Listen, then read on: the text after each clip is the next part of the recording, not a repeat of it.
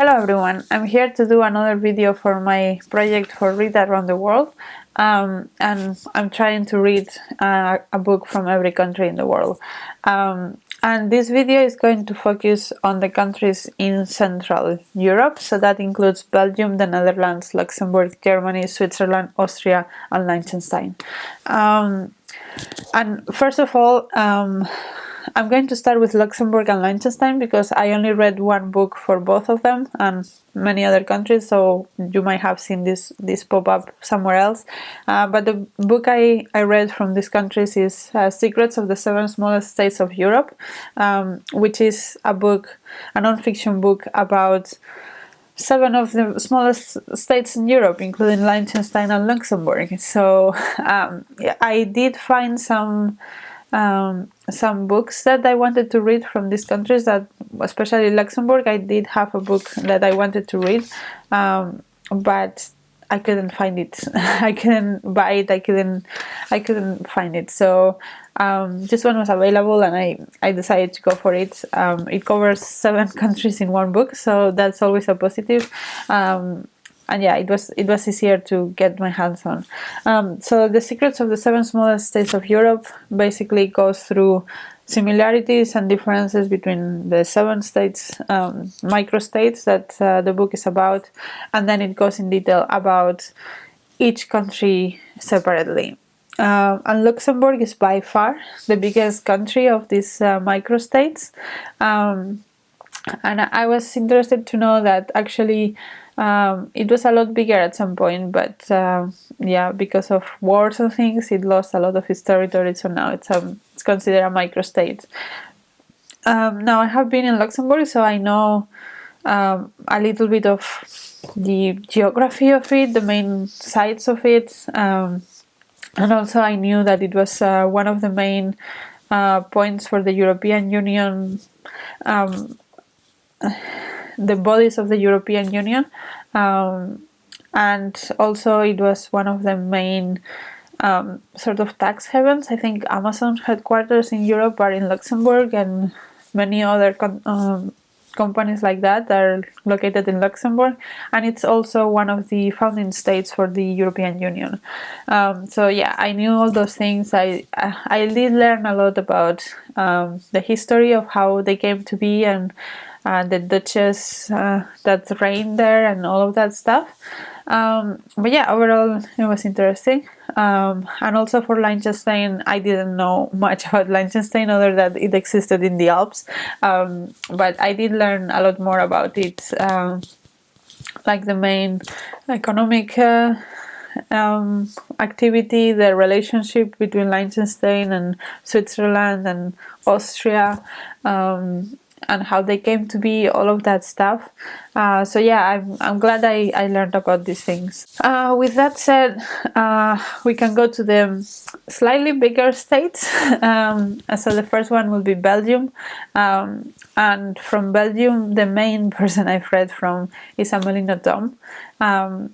She was at some point one of my favorite writers. I think she's not that anymore, because the more books I read from her, the more kind of repetitive they become at some point. But I will definitely recommend Sulphuric Acid by her. This is like a dystopian kind of book, in which they make a sort of like a Big Brother kind of TV show, but mixed with this experiment of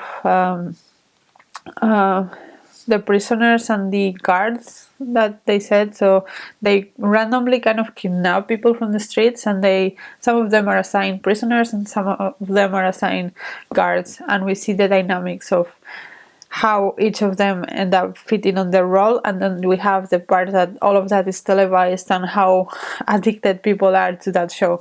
And I think it's very smart, and it does say a lot about the human nature, let's say. And she does have a lot of those kind of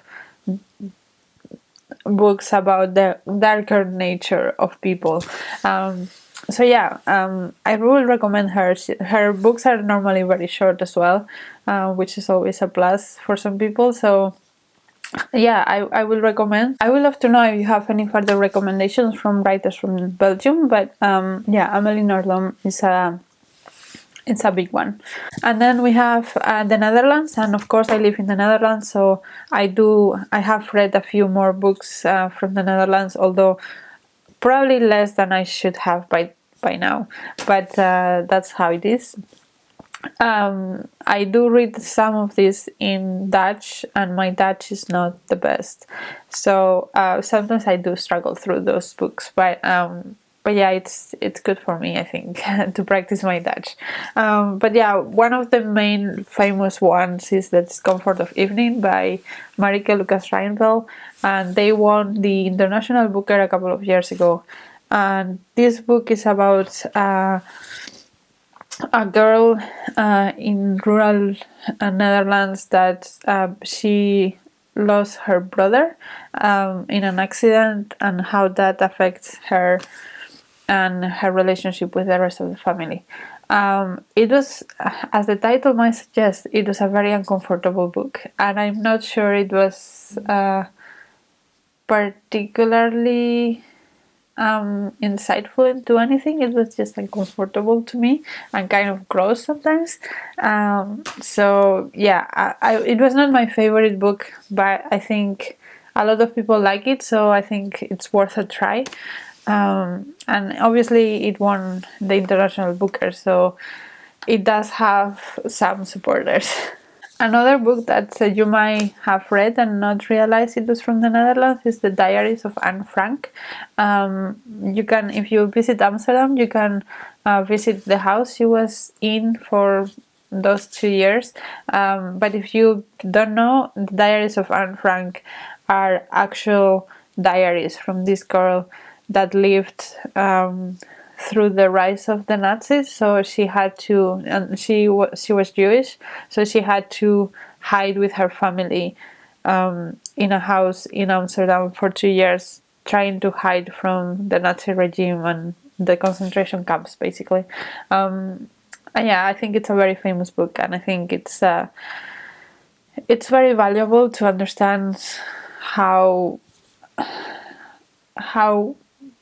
these stupid political decisions actually affect people's lives, and how, I mean, the fact that she is a girl and she's writing about these things, and her innocence and all her personality comes through, and it's just really sad to think that someone like that had to be put down just because she was Jewish or whatever. So yeah, that's another Dutch book that you might have read. And then another book that I actually really enjoyed that is also non-fiction is The Letters of Vincent van Gogh. So Van Gogh, he was obviously a very talented but also very troubled person, and he didn't actually sold many paintings when he was alive. So he always lived a very sort of a scrappy life, let's say, and he had a very strong relationship with his brother Theo, who was younger than him, and he wrote a lot of letters to him. So this is kind of the collection of the letters that he wrote to Theo mostly, and you can see his mental health go up and down and his confidence go up and down. And it's funny, like, if you put it in context to the things that he was painting and he was doing at those times, and then he wrote to his brother like, I'm trying this and I'm trying to paint this way, and I think I'm getting better at it, I'm improving. And then you realize that the painting that he was painting at that time is this super famous painting that is in all museums and all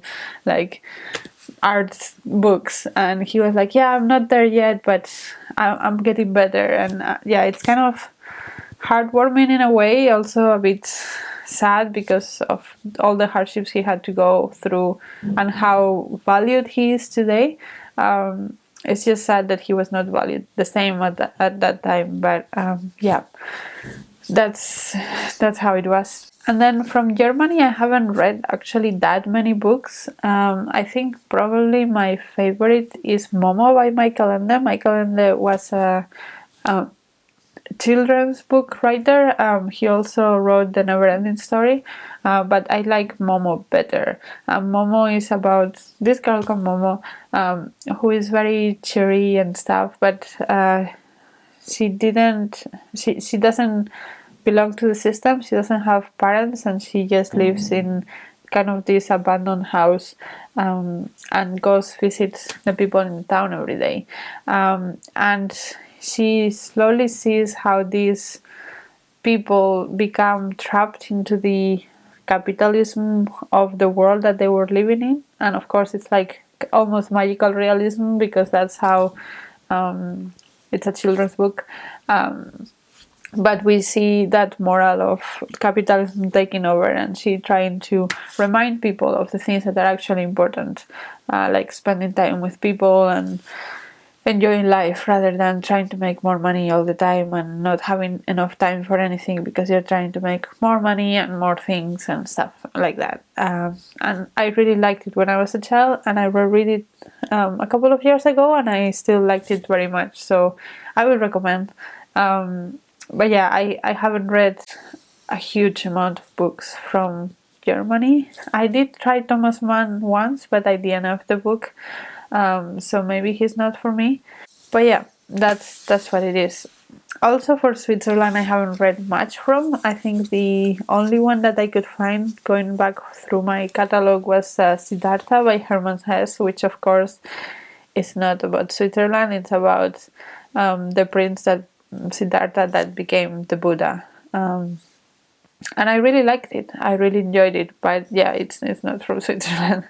And then the last country I read from was Austria. Again, from this one, I don't have a lot of books that talk about Austria itself. I have read some Freud, and he has some weird ideas. I would say that. But yeah, I haven't read much from the country itself. So if you have any recommendations from Switzerland or Austria, I will be really thankful if you could drop them down below in the comments. So yeah, that's all for me for the central countries of Europe. I hope you enjoyed this video. Let me know if you have read any of these books and if you have enjoyed them. And until next video, bye!